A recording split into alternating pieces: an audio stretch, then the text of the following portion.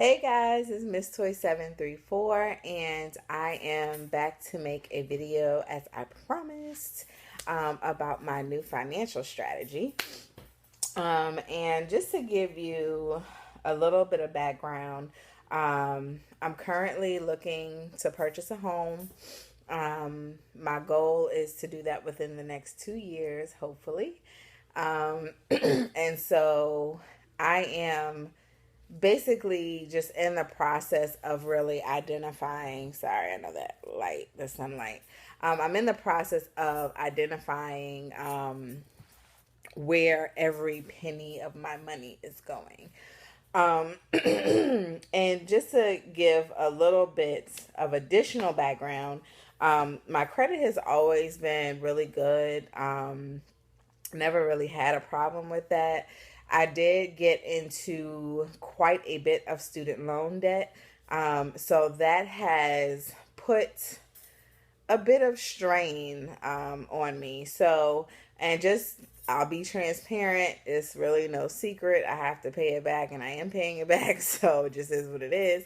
But I have a little over $100,000 in student loan debt. Yeah, I know. I'll pause so you can really let that sink in. um, and that equals out to a payment of about $800 a month, a little over $800 a month. And my situation, I don't really know how common or uncommon it is, but I am the first person in my family to go to college, and um, undergrad was wonderful. I went to Howard University. I was a good student in high school. I had a 4.0 at Howard, so I left Howard with maybe 20,000 in student loan debt. I really fell into a lot of student loan debt when I went to my PhD program, and this was something that was really just a learning experience for me. Because my PhD program was fully funded, but I was 21 years old, and even though I was very responsible and mature for 21, I still was not quite. I didn't have an understanding of money and financial, student loans basically, and how that really works. So my father passed away while I was at Howard, and I felt this immense pressure or responsibility to step in where he left off, because I had a sister who was very young. I think she was 11. My mother had not worked for over 11 years because she hadn't worked um, since she was pregnant with my sister. So we were kind of in a very strange financial situation.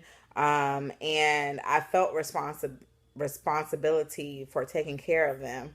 And I know a lot of first generation college students who have felt the same pressure. So this may or may not be a shared experience among other people, but this was my experience.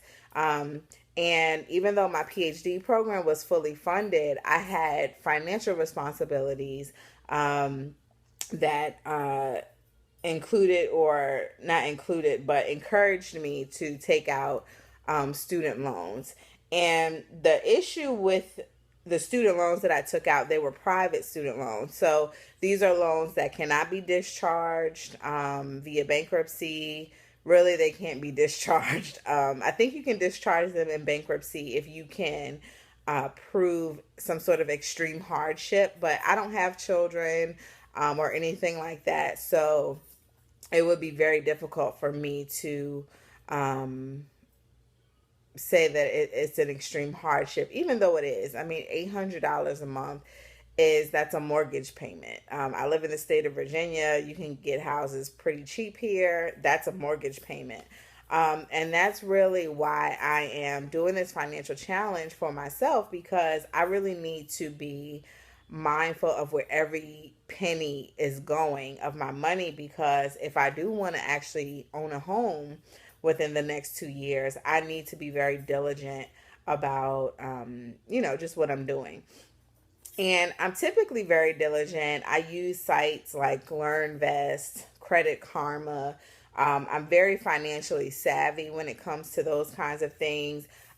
So, and I do, I'm a lifelong educator. Okay. I have pretty much ABD, all but dissertation, completed my PhD program. I taught for 2 years at the University of Michigan, and I've been teaching at a local community college for, gosh, I think this is my fifth year now, or my fourth or fifth year. Um, so I'm really like big on education. I have completed courses to be a real estate agent. I've done accounting courses to get a certificate in accounting. My sister always says that I'm the most educated person she knows, and I just love my interest change so much. But because I teach at different schools, I'm able to take a lot of courses for free now. So it's not that I'm digging myself further into debt. I'm not doing that. But because of the decisions that I made while in my PhD program to take out personal, or not personal because they're not personal, they're student loans, but they're private student loans. Because I made that decision to take those out to help family and do things of that nature, I have to just be really stringent on what I'm using my money, where my money is going. Last year, I actually had 4 jobs. And it was tiring, it was exhausting, it was just, it was a lot. Initially, it was fine because I had a lot of flexibility to do the things that I wanted to do. It was fine, but after doing it for a year, I was burnt out, like completely burnt out. I was the highest weight that I've ever been. Thank God I've lost 40 pounds and I still have a lot to go. I'm not saying, that I'm out of the woods. No way, shape, or form am I out of the woods. I have a very, very long way to go.